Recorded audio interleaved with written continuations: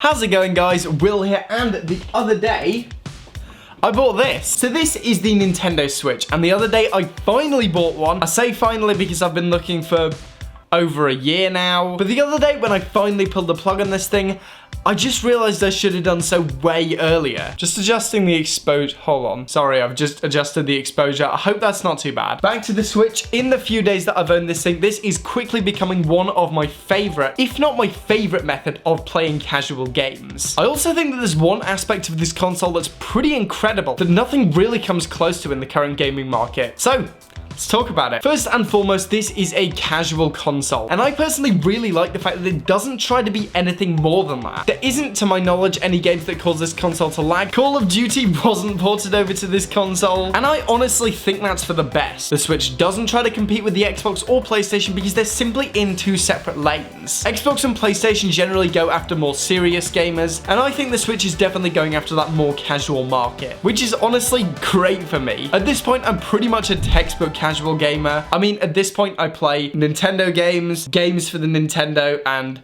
Sims. Although, I would really love to see Borderlands get ported over to the Mac, especially Borderlands 3. I honestly think Borderlands would be great on the Switch. It's not overly demanding, and it's a super fun shooter that you can play with your friends, and that's sort of what the Switch is about. Speaking of demanding games, because the Switch doesn't try to push those ultra high resolutions or anything that would otherwise slow down the Switch is easily one of the smoothest gaming experiences I've ever had. And so far, I haven't had any of those problems with the Switch. Now, let's talk about that Switch feature where the console goes from being a stationary machine to a portable console that you can take on the go. In essence, this is nothing new. I mean, gaming laptop and monitor setups come to mind, as does the original Nvidia Shield. To make a gaming laptop setup portable, you need to unplug the laptop, which is mostly 4 or more cables, and then to plug it back in, you have to just do the same thing in reverse. It's a lot of plugging and unplugging to go from stationary to on the go. As for the Shield, it is kind of out of date at this point, and if you want to play those games, you actually have to stream them from your PC to the Shield. With the Switch,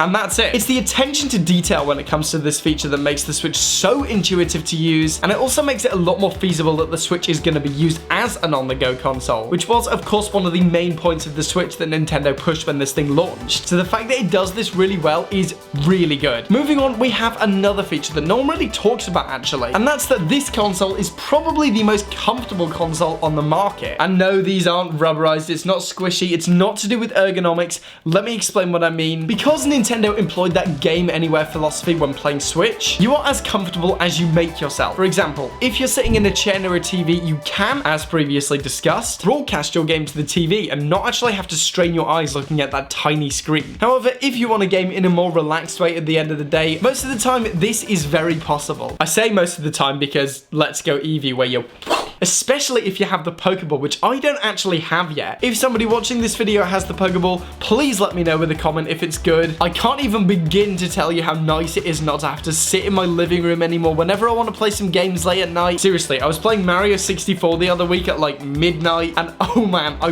wish I could have been playing it at my desk. This again makes it great for casual gaming because you can be comfortable and therefore casually game anywhere. And this is paired up with some fairly great battery life. Considering it's running full games and often powering a display, it's great that I don't have to either keep this thing plugged in or have to charge it like every 3 hours. Considering all of this, nothing else really comes close to the Nintendo Switch. I've only had it for a few days, but so far I'm absolutely loving it, and I cannot wait to use it some more. I know this has been kind of different from what I usually make, but I still wanted to make this video. Seriously, that's how much I like this. But I have got an iPhone 10 versus iPhone 10s collab with Dr. D coming soon. Stick around for that. As for the new Pokemon games, well, I hope they're good. If you're getting one of the new Pokemon games, let me know which one you're getting in the comments. But for now, thank you guys so much for watching. Remember to like the video. If you want to see more content like this, then smash that subscribe button. I'm done for now, and I will see you guys in the next one.